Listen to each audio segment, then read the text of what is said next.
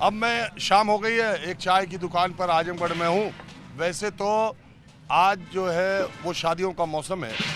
इधर लगन कहते हैं कि बहुत तेज लगन है, मतलब ज़्यादा शादियाँ हैं। दिल्ली में कहते हैं आज साया बहुत जोर वाला है। तो आज शादी विवाह का मौसम और उसके अलावा रविवार का दिन होने की वजह से ज़्यादा लोग मिले नहीं मुझे। मैं एक चाय की दुकान पर हूँ। यहाँ पर कुछ लोकल पत्रकार लोग भी मिलते हैं, कुछ साहित्यकार भी मिलते हैं, कुछ अध्यापक लोग भी मिलते हैं। तो मैंने सोचा समाज के हर वर्ग की हर तरह की बात रखनी चाहिए।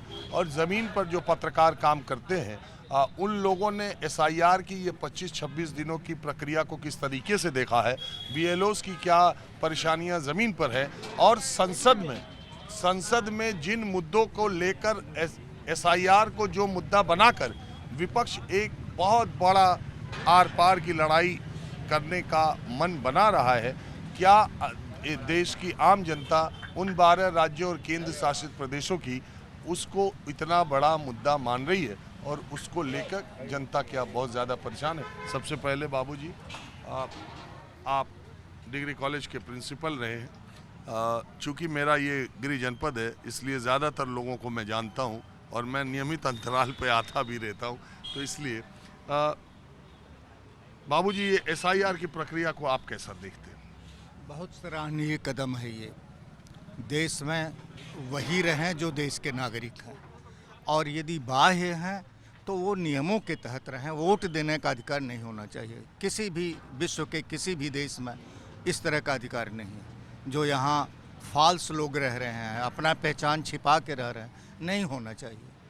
अब एसआईआर निश्चित रूप से कंट्रोल करेगी, लोगों में भय व्याप्त होगा और लोग सही नागरिकता का प्रयास करेंगे। ये बहुत अच्छा कदम है सरकार का।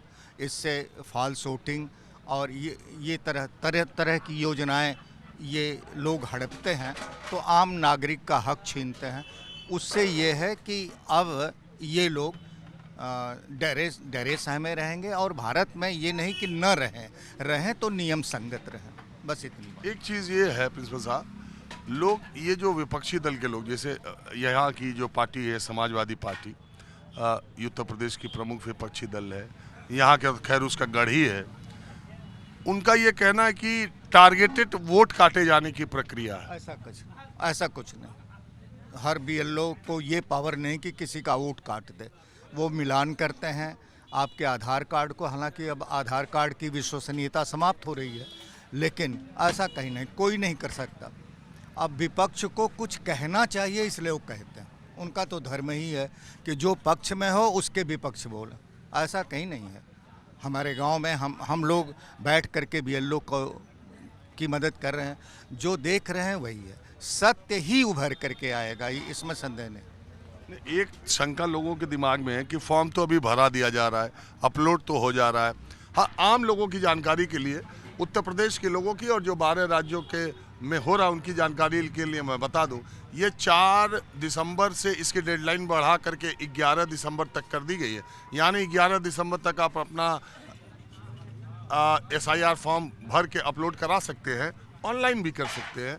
और इसके बाद ये 16 तारीख को, 16-12 को, यानी 16 दिसंबर को फाइनल ड्राफ्ट पब्लिश होगा। और उसके बाद माफ़ कीजिए, 16 जनवरी को होगा।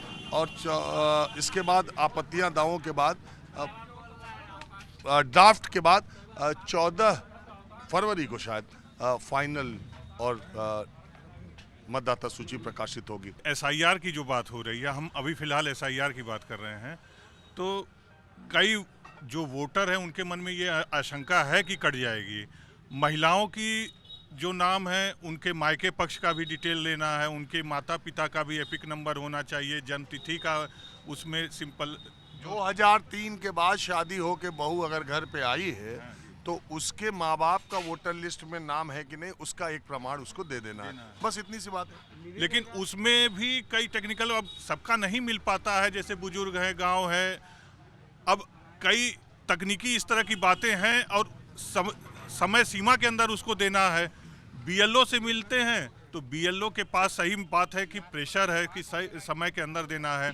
बीएलओ कहता कि मैं आपके घर फॉर्म, लोग बीएलओ के घर चढ़ जा रहे हैं। बीएलओ के यहाँ स्थिति ये है कि सुबह शाम वहाँ पे भीड़ जमा हो जा रही है और वो घर परेशान पे है। अपने मतलब उसके निज आवास निज आवास पे वो खुद ही एक दफ्तर बना के बेचारे अपने घर में बैठे हैं, चौकी पे, मतलब दिन भर बैठे, जो बता रहे थे बीएलओ लोग। तो हमारे भी कई जैसे रिश्तेदार लोग, वो पूछे कि हमारे घर आया ही नहीं। हम बीएलओ से पूछे कि क्यों नहीं आप गए उनके यहाँ, तो उन्होंने कहा कि हमारे पास ऑलरेडी इतने लोग आ जा रहे हैं, इतने प्रेशर है कि हम निकल ही नहीं पा रहे हैं। समय सीमा के कहीं इंटरनेट की प्रॉब्लम आ जा रही है अपलोड करने में, कहीं कुछ आ जा रहा है। प्रशासनिक दबाव तो है ही है। एक तरीके से प्रशासन ये कर रहा है कि जो पहले जमा कर दे रहे हैं, अपलोड कर दे रहे हैं, तो उनको हम सम्मानित कर रहे हैं। लेकिन ज़्यादातर जगह पे कई दिक्कतें हैं, टेक्निकल दिक्कतें हैं, और इस तरीके की जो डॉक्यूमेंट्स मांगे जा रहे हैं, तो उसकी थोड़ी परेशानी यहाँ है।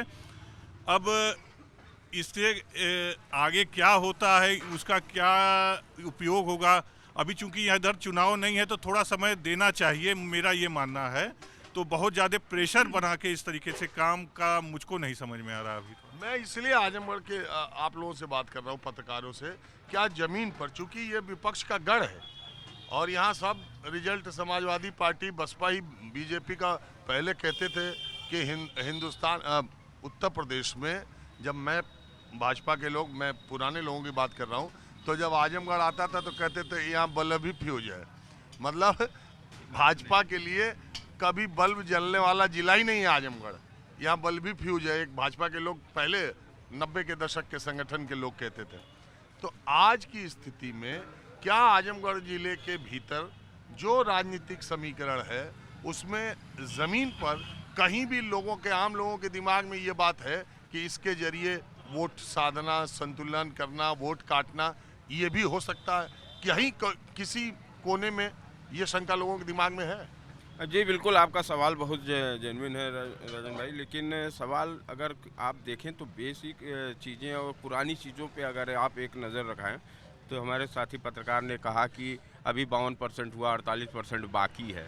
यही तो असली खेल है कि जो एक्चुअली जिनकी पहचान, जिनकी ओरिजिन, जिनकी पैदाइश और जिसका खेल ये है कि वो हैं क्या और कहाँ कहाँ हैं, दोहरी नागरिकता है, यहाँ भी हैं वोटर, वहाँ भी हैं, ये सारी चीज़ें जो है एक साथ तो आती हैं। कोई भी नई चीज़ आती है तो उसको इम्प्लीमेंटेशन करने में समय लगता है, और सरकार की ये योजना बहुत अच्छी है जिससे कि उसकी एक पहचान, अस्थिर पहचान। देखिए, अब हम लोग यहाँ आजमगढ़ में हैं और जान पहचान के लोग हैं। मैं अपनी बात बताऊं कि इस SIR प्रक्रिया के पहले यही मेरा गांव है, मैं गांव में भी वोटर था और मैं यहाँ भी वोटर हूँ।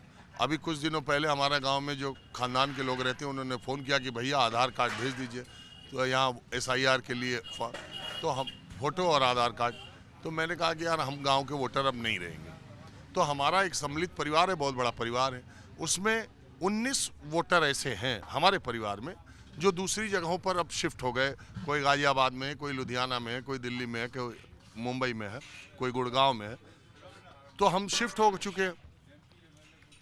हम वोटर तो आजमगढ़ के, मतलब यहीं के रहेंगे, अभी भी हैं। हम भी SIR फॉर्म ही भरने आए, लेकिन हम रहते नोएडा में। तो अगर मैं ये सोचता हूँ कि अगर मैं 25 साल से नोएडा में रह रहा हूँ, अगर मैं चाहता तो मैं नोएडा में भी एक वोटर बन जाता, तो मैं अकेला राजीव रंजन 3 जगह वोटर होता। अभी तक गांव का बना हुआ है, वोटर लिस्ट में नाम है, वोटर ID कार्ड तो हम लोगों का एक ही है, वो एपिक नंबर तो एक ही है, लेकिन वहाँ की मतदाता सूची में नाम है। प्रधानी का इलेक्शन होता है तो आधार कार्ड देख के, ड्राइविंग लाइसेंस देख करके आप वोट दे देते हैं।